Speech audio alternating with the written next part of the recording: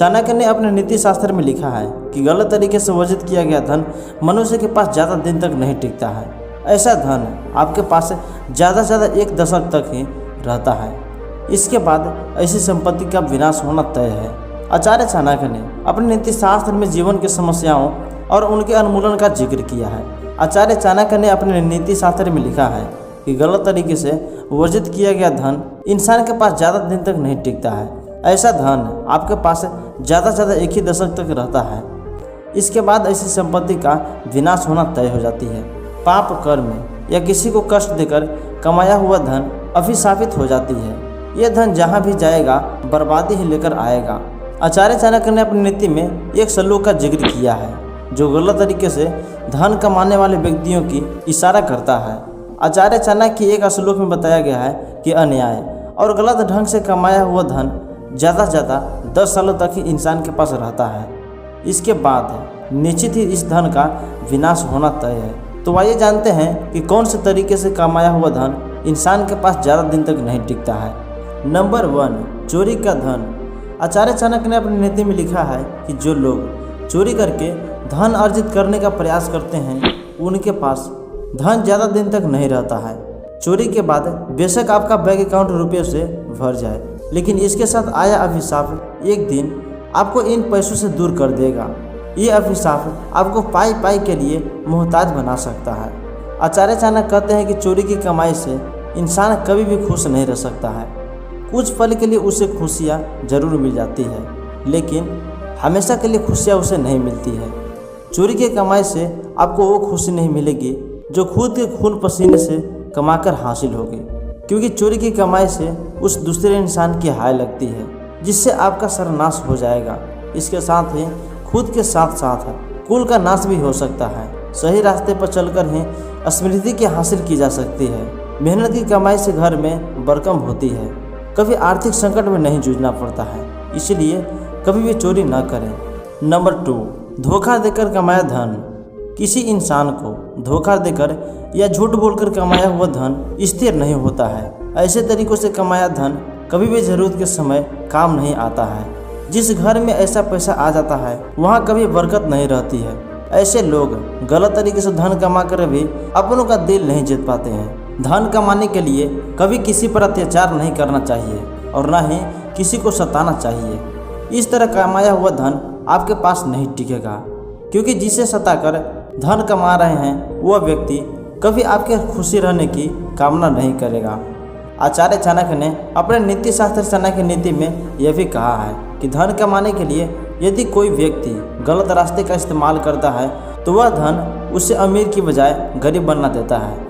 ऐसा धन बहुत समय तक साथ नहीं निभाता और किसी न किसी बहाने से जल्दी खत्म हो जाता है। चाणक्य नीति के अनुसार व्यक्ति जैसा बीज बोता है वैसा ही फल भोगता है। इसलिए अगर आप किसी को धोखा देकर कमाते हैं तो आपको वह धन आपका जीवन में कभी खुशी नहीं भोगने देगा। इसलिए हर व्यक्ति को हमेशा अच्छे कर्म ही करने चाहिए।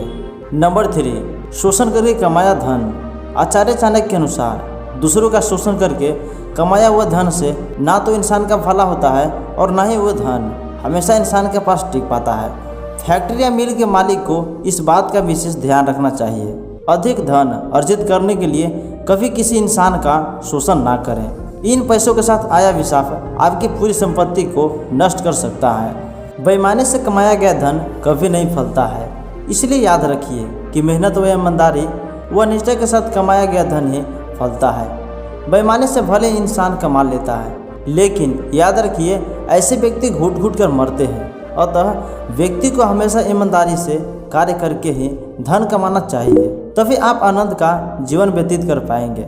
शोषण करके कमाए गए धन से आप बंगला, गाड़ी, कपड़े लत्ते व सुख सुविधाओं के तमाम चीज़ें खरीद सकते हैं।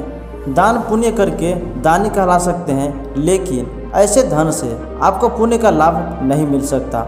आप सुख का नींद नहीं ले सकते। ऐसे लोगों को मन में नाना प्रकार का भय सताता रहता है। वे आनंद से खुलकर हंस भी नहीं सकते हैं।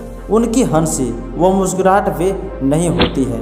चूँकि हम जो धन खर्च कर तमाशा देख रहे हैं वह भी बनावटी है। चूँकि हमने जो भी धन कमाया है वह लोगों का शोषण करके कमाया है और ऐसा धन कभी भी नहीं फलता है। बेईमानी से कमाया गया धन पर हमारा कोई हक नहीं होता है, अपितु उस व्यक्ति का हक है जिसने अपना पसीना बहाया है। हम सेठ नहीं, शोषक हैं। जो लोग भगवान के लिए परिश्रमी व्यक्ति का शोषण कर रहे हैं, उनके हक पर डाका डाल रहे हैं। दिन दहाड़े उसके श्रम पर नाक की तरह कुंडली मारकर बैठे हैं। कहने का तात्पर्य है कि श्रमिक को उसके श्रम का पूरा वेतन मिलना चाहिए।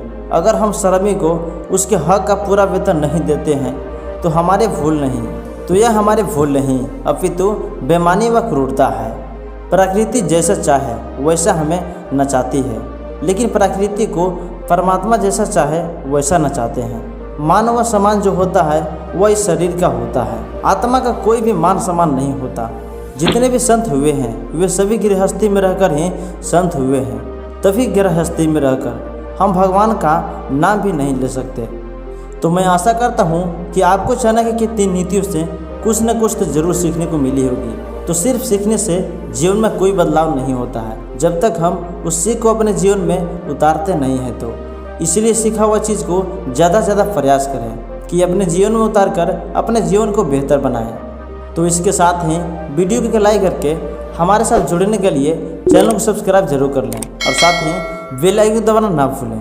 तो फिर मिलते हैं आपसे नेक्स्ट वीडियो में, तब तक अपना ध्यान रखिए। धन्यवाद।